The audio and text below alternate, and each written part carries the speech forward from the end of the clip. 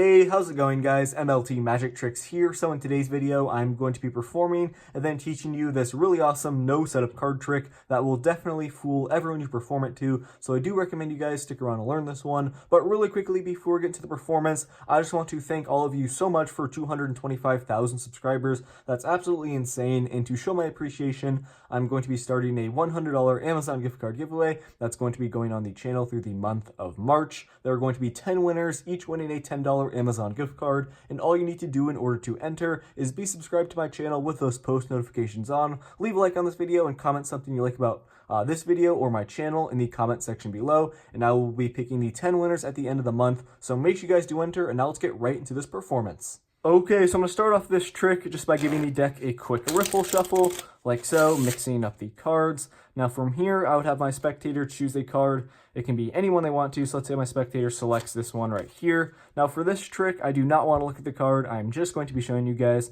I promise I'm not looking at it. Make sure you guys memorize your selection right there. Now at this point, we're going to go ahead and lose it somewhere into the middle of the deck here, just like this. We'll give the deck some cuts as well. I'll give the cards a quick riffle shuffle. And finally, to really lose your selection into the deck, we'll go ahead and give the cards some overhand shuffles as well. Now, at this point here, with my spectator's card completely lost in the deck, I would instruct them to now cut the deck into roughly 3 equal piles. It does not have to be perfect. As long as we have 3 different piles, we'll be just fine. Now I'm going to go ahead and mix up these piles just a little bit here. Completely randomizing them, it really, does not matter as long as we have 3 different piles just like this. So at this point here, we're going to take a look at the 3 cards that my spectator cut to. And while I'm doing this, I'm just going to be showing my spectator. I'm not going to be looking at the cards, but I would tell my spectator to watch out for their selection. So guys, here is the first card. I promise I'm not looking at it. Make sure you guys take a look at that one right there. We'll go ahead and just set it down off to the side. Here is the second card. I promise I'm not looking. Make sure you guys take a look at that one there. And now that is the second card. We're going to go ahead and place it there. And for the third and final one, make sure you guys take a look at this one as well. I'm going to go ahead and set the third and final one off to the side right there. So from here, guys, we're just going to go ahead and give these piles some cuts, just really losing, basically just randomizing the order. So at this point here, with the deck completely random and 3 cards placed here off to the sides, keep in mind, I don't know if one of these cards is my spectators. I'm not sure. I just showed them and I did not see their card at the start. So from here, we're going to go ahead and basically have my spectator just name any number between 1 and 15. It really does not matter. So let's say my spectator names the number 7. I will tell them that we're going to go ahead and deal now 7 cards from the bottom of the deck. We're going to go 1, 2, 3, 4, 5, 6, and 7 right here, the 7th card. But before we turn it over, we're going to go ahead and take a look at these 3 cards here that my spectator took a look at. So I would ask my spectator if any one of these 3 cards was their selection. My spectator would, say no. I would assume, let's hope they say no. But guys, now, I would tell my spectator that they, had a free selection between 1 and 15. They could have chosen any number they wanted to, but check out the 7th card. That was the number my spectator said. The 7th card is not just any card. It is somehow your selection right here, the 3 of diamonds. So that is the card trick. I hope you guys enjoyed this one, and if you want to learn how to do it, make sure to stick around for the tutorial.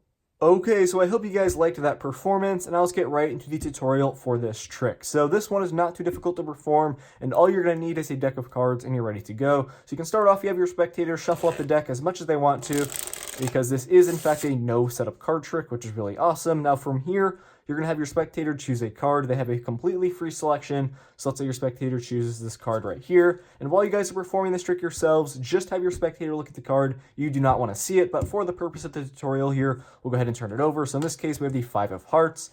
Now, guys, at this point, all you need to do is get your spectator's card to the bottom of the deck. So I'm going to explain what I did in the performance in order to do that. It's really not too difficult. So what I did first was I took the card, I placed it somewhere in the middle of the deck. I came over here with my other hand. I pushed downwards and then inwards at the same time, getting this natural thumb break. And then I double undercutted the card right to the top. So I took half the cards from the break, brought those to the top of the deck, then took the rest of the cards from the break, brought that to the top, and you have just controlled their selection now to the top of the deck.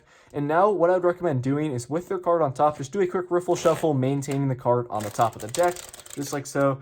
You keep the last card there on top, So now at this point you explain, okay, I mix up the deck there, and to really lose your card in the deck, I'm gonna go ahead and do some overhand shuffles. All you need to do to bring it to the bottom is very simple. You slide off their card first, then you place the rest of the deck on top of it and just finish doing overhand shuffles like that, keeping their card on the bottom. You guys can also do some retaining shuffles, apply pressure here with your 4 fingers, and then just, keep their card like this on the bottom by taking cards from the middle of the deck and just shuffling them over. So at this point here, you tell your spectator, okay, I've lost your selection in the deck, but in reality, guys, it's right here on the bottom. Obviously, do not turn it over, just keep the deck like this. Now at this point, once you have done that, you're going to tell your spectator that they are going to cut the deck into roughly 3 equal piles.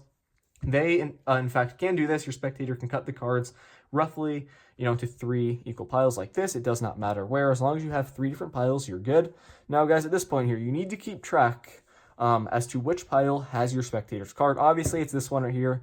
Their card is on the bottom. And what I recommend doing, guys, this is what I did in the performance. I would tell your spectator that you're just going to mix up the piles a little bit. So what you need to do here is keep watch as to where your spectator's card is and which pile has their card. So while you're doing this, just go ahead and randomly move the piles, keep watch of where your spectator's card is. And also, guys, what you can do, you can have your spectator do this. They can mix up the piles as much as they want to, but keep watch as to which pile has their card. I like to do this just because it makes your spectator have some freedom in the trick, and it also doesn't make it completely obvious that one of these piles, one of the cards is that bottommost card of the deck, because if you have an attentive spectator and you don't do anything, they may get suspicious that this pile over here, the bottommost card, was the card on the very bottom of the deck, and they may take note of that. So make sure you guys, just have your spectator mix up these piles, keep watch of where their selection is. So at this point here, once they're done, okay, you're going to keep note their piles right here with their card. Now from here, guys, what you're going to do is you're going to tell your spectator, we're going to take a look at the 3 cards that you cut to. So what you're going to do is literally just take this first pile that doesn't have their card, and this goes for the piles that don't have their card. You're just going to turn it over, have them look at it. You just show them you do not need to see it. Now at this point, you're just going to take the card and you're going to place it down here on the table. Obviously, that's a random card. Same thing here for the second pile in this case. Boom, that's going to be a random card. You just go ahead and place it down. Now for the pile that has their selection, this is what you need to do. It's very important. So you're going to pick up the pile, have your spectator look at it, make sure they don't say anything. Just take a look at the card. Obviously, they are going to see that this is their selection. So as you're turning it over, you're going to tell them, okay, we're going to go ahead and place the card down, and here's what you guys are going to be doing. You're going to be gripping the pack like this. Your index fingers are going to be kind of on the side here, and your other 3 fingers are going to be on the top. And you're going to use these 3 fingers just to kind of rotate the card a little bit.